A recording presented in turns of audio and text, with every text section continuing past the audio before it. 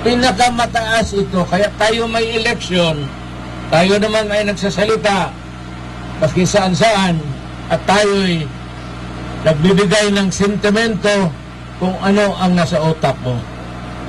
It's better na ganon kaysa you do not agree with government at dismayed ka o hindi mo nagustuhan na pigilan ka magsalita.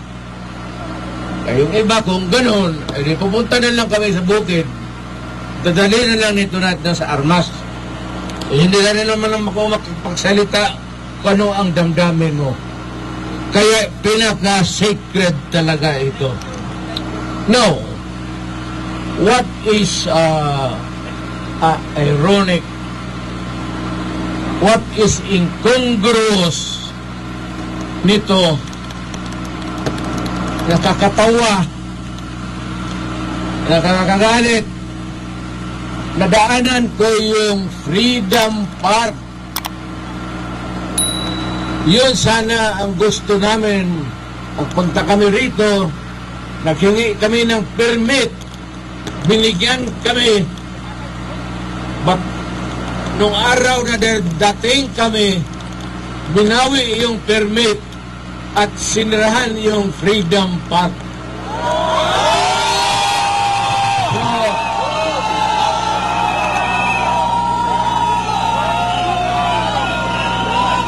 Kung ganun lang naman ang gusto nila na yung Freedom Park para lang sa kanila at yung hindi na sumusunod sa kanila o ayaw sa mga ideas nila, hindi pwede dyan.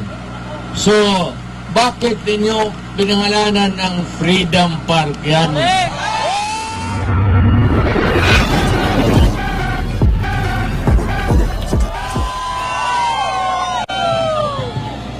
Bawa ninyo, ako retirado na. Naagin ako pagka mayor, dugang panahon. Almost 23 years kong mayor sa Davao. O niya, nahimo kong congressman sa unang panahon. O niya na presidente. Wala ko'y ikapanghambog kung dili ang akong singot para sa akong papa. Wala akong magpasapalo ako kasi ko binisaya, but I have been requested to talk in Tagalog. Makasabot mo Tinagalog? Puro Tagalog.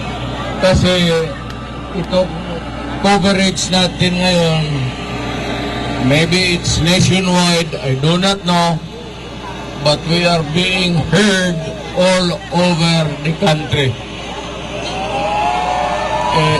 Alam mo naman, yung iba, maintindihan natin yan, hindi naman sila talaga nakakaintindi ng Bisaya.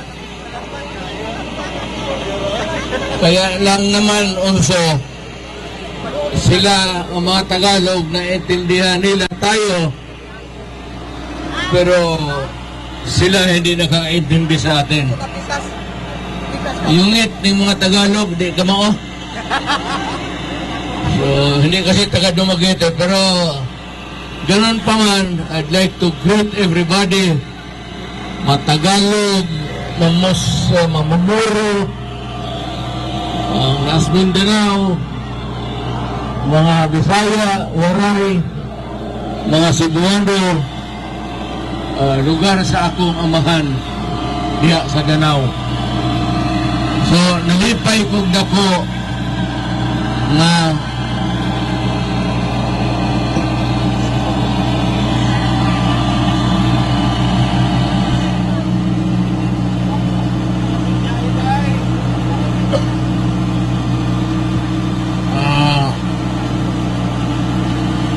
kung nang pala ito, asan pa din ispignuhan na? At to di ay ta sa Quezon. Park. So, mga tuta dito, layo na nga rin. Layo malapit yan dito. Mga ilang araw na kung nakare natin.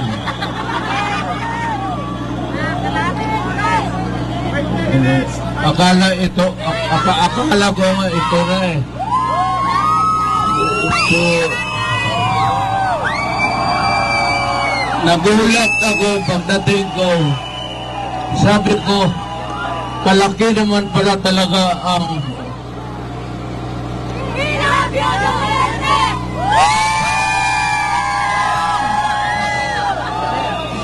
alam mo, ganito ay babasahin ngayon na yung pero ulitin ko ito sa big words.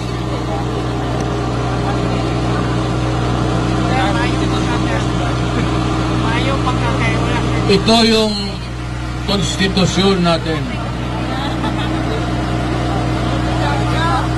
Ganon ito kakapal.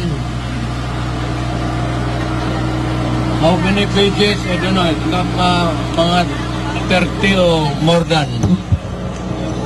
But dito sa Bill of Rights, ay ang Bill of Rights kasi itong konstitusyon na ito, ang nandito, ang pinag-uusapan ang gobyerno, pinag-uusapan ang Congress, ang Presidency, pati ang mga korte, Supreme Court, and all the inferior courts. Nandito ito sagrado. This is a covenant between the people, and ito, sagrado talaga itong konstitusyon. At nakalagay dito, i-highlight ko yan, naka-highlight ng pentel is yellow-green. In Article 3 of the Bill of Rights, yung una talaga, huwag mo nang pag-usapan yung presidente, huwag mo nang pag-usapan yung mga Congress, huwag mo nang pag-usapan natin yung korte o local government kasi batas lang yan. Pag-usapan muna natin kung ano ang nasa tao para sa Pilipinas.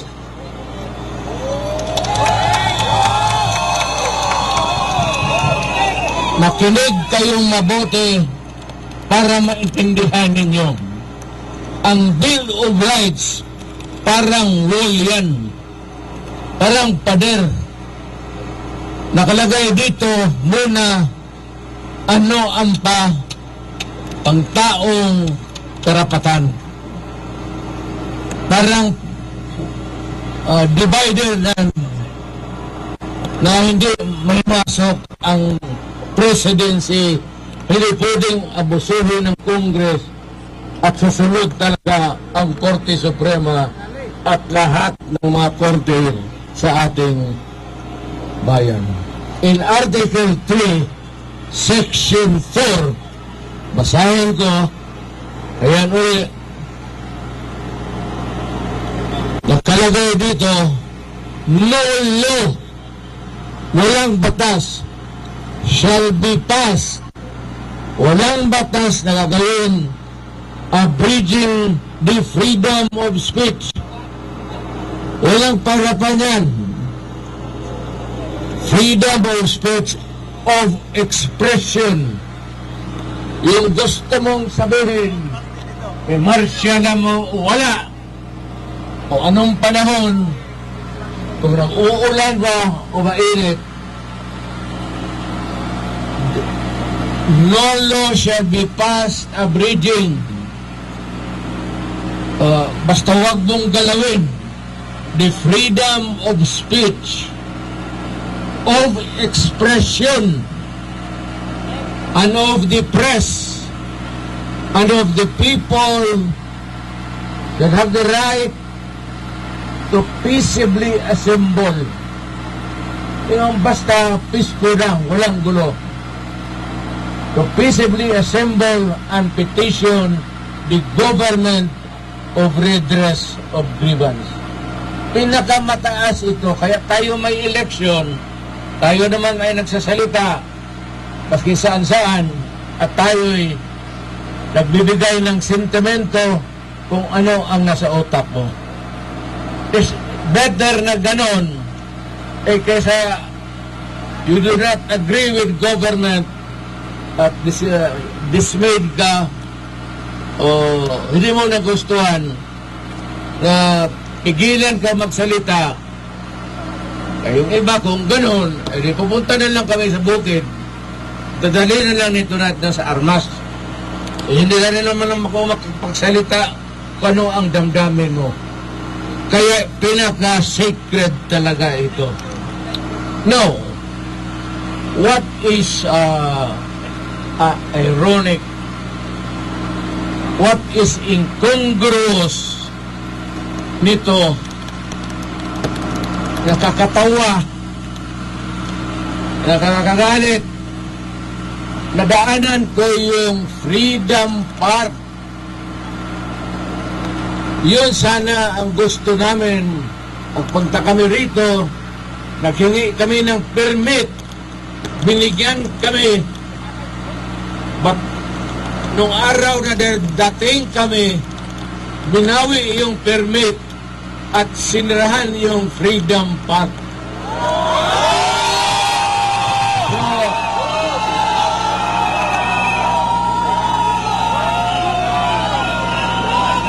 Kung ganun lang naman ang gusto nila na yung Freedom Park para lang sa kanila at yung hindi na sumusunod sa kanila o ayaw sa mga ideas nila, hindi pwede dyan. So, bakit ninyo pinangalanan ng Freedom Park yan?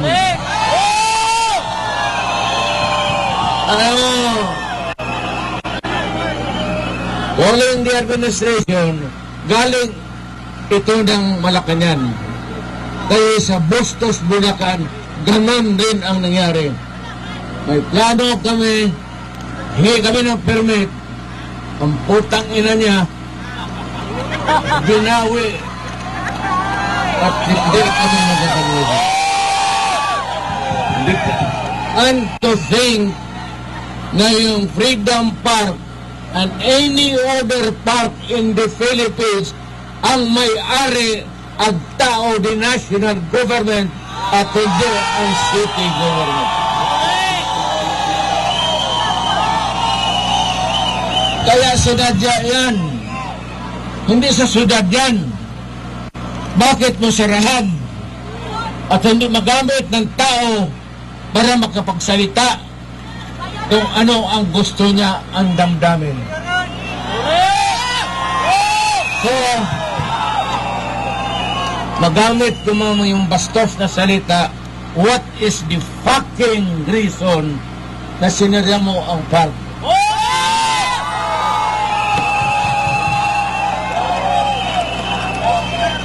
Yung park na yan para dito sa mga gwapo at gwapa na mga at para rin sa mga tao na pangit, hindi masyado,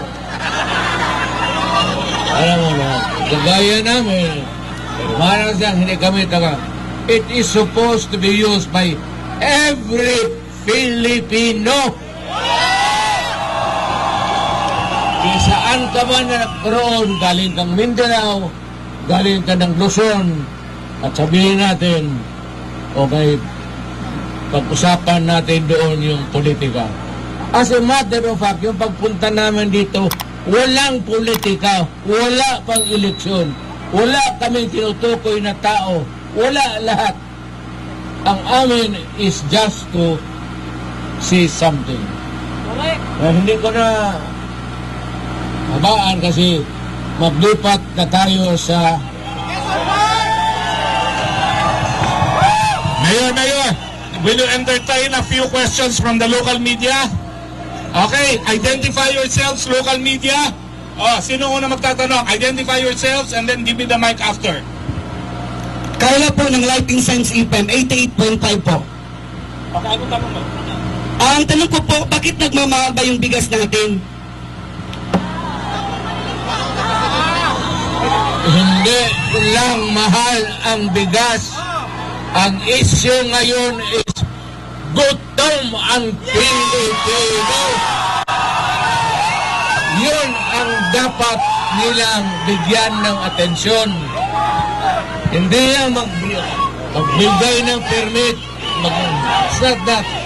Precisely. Nandito kami to talk about this. Kasi kung ako, putang ina kayong taga-gobyerno, bilihin na lang ninyo yung bigas, ibigay ninyo sa mahirap. Total, ang pera nandyan, hindi nawawala yan. Okay, next question. Identify yourself. Don Mark TV po at YouTube channel. Tay, kanang mahangyo ni tay na ayaw bigbiyahe tay. And at the same time tay, nahadlok ni tay. Diri sa Dumaguete tay, nahadlok ni na basig ilang himuon og Prime Minister ang Pilipinas, nahadlok niya na tay. Ayaw bigbiyahe. Tatay Digong, please, ayaw bigbiyahe. Ilan ang duwaol di karon. Kita unitary type of government. Karon ilan ang iswag ngadto sa parliamentary type. So ang tawag na ang pinakabugat na diha dili tawag presidente kundi ang prime minister. Pero ang makaso diha gamay ra katurang may kwarta o kato mga ubang probinsya hasi and musulod sila diha wa na limit, wa takhibaw kung sana bagong concept na pang gobyerno. Kami mga abogado nito, pero wa na masabti sa tao. Ilan ang tuyuon para manatili sa gobyerno. Ayaw nang umalis ang mga putang ina. Alam mo, simula noon, every president, pero ako, kasi ako, on the day sa natapos ang presidency ko, bumaba ako, walang seremonya. At the end of the working hours, on the day nakatapusan kong pag-upo dyan sa Malacanang, umalis na ako, walang seremonya. Itong iba, hindi ko maintindihan kung bakit pag nandyan na sila, maging presidente na, walang ginagawa kung hindi maghanap ng paraan para tumagal sila sa pwesto hanggang kamatayan nila. O hindi para papanawin na ang anak na naman nila. Ako, wala ako magawa kasi ako naging anak ako ng gobernador. 20 years after, naging mayor ako. For 23 years, mayor ako ng Davao. Ito namang anak ko, kasi paakyat na ako congressman, sinabi ko sa taga Davao, tinawag ko yung partido ko at sinabi ko, mamili tayo sa atin kung sino sa... alam mo, yan ang totoo, ayaw nila. Sabi nila, yung anak mo ang gusto namin. Kaya si Inday, pinuntahan ko, sabi ko, ikaw ang hinihingi ng tao. Ayaw talaga, nag-vacillate, parang electric fan, pag ganun-ganon si Inday. Sabi ko dahil, hindi ba tayong magawa ng political dynasty? But sundin natin yung kagustuhan ng tao. So, si Inday... Jason! SMNI! Jason! Sir. naging mayor, matagal, 3 terms. Tapos, umakyat siya as vice president. Ngayon, kung saan siya papunta after this, Diyos lang ang nakaalam at taong bayan kagaya ninyo. Kung ano lang ang gusto ninyo, yun ang masunod. Inday Sara Duterte! Yan ang... Inday Sara Duterte! Inday Sara Guys, Duterte! Thank you, Dong. Unsa may mensahe po ninyo sa lain pang mga lokal na pamahalaan na gusto pa pugnan ang lain pang maisog peace rally sa laing mga dapit? Yes, ganun. either sumusunod sila sa Malacanang. Ayaw ko ba kung bakit, anong klaseng utak. Nagbigay ka na nga ng permit, binawi mo pa. Kasi tumawag ang Malacanang.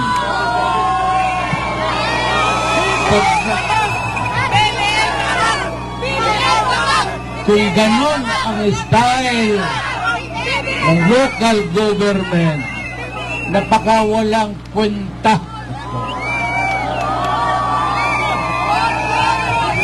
Hanap kayo ng iba.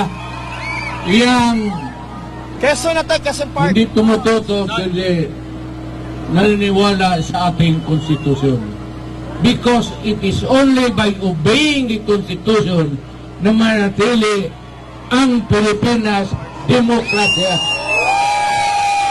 Kay, tanong po ng taong bayan, magsasampa po tayo ng reklamo laban po sa mga nanggigipit laban dito sa maisog peace rally. Meron akong haka sa Maynila mag-file ng kaso. Pero ako naman, sa totoo lang, kung ayaw ninyo, di huwag. So dito sabi ko, baski kung saan ako magsalita isang kanto, may 5 o 2 tao makinig sa akin, okay na ako. Kasi yun ang sadya ko. Quezon Park na to. Yun ang dapat kong So, gawin. Quezon Park na, Quezon Park. Retirado na ako, but the people must be protected and the people must be heard. So, okay. Ngayon, magpunta tayo doon sa Rizal. Quezon Park. Quezon Park po. Quezon Park. O maglakad tayo ng... Marunong kayo maglangoy. Kasi may Quezon Park rin ako sa Davao. Galing doon pagkatapos natin, maghabulan tayo ng langoy doon sa Davao at doon tayo maghapunan kung swertehin. Kung walang swerte, tayo ang hapunan ng mga pating, lalo na yung mga pulirigo. Mayor, papayag pa ba kayo ng absolute last question galing sa media? Absolute last question, okay? Sige o. Ngayong gabi, tayo pong makilan po sa third floor studio. Ano po yung masasabi niyo sa takbo ng investigasyon ngayon sa Senado patungkol sa PIDEA leaks? Well, ito si Bato.